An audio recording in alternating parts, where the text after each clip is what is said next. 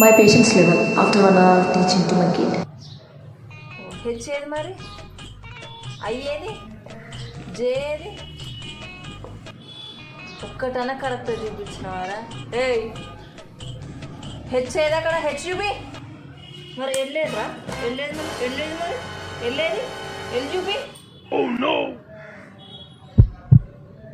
ఇదేంటిది, ఇదేంటిది, ఏంటిది ఇది?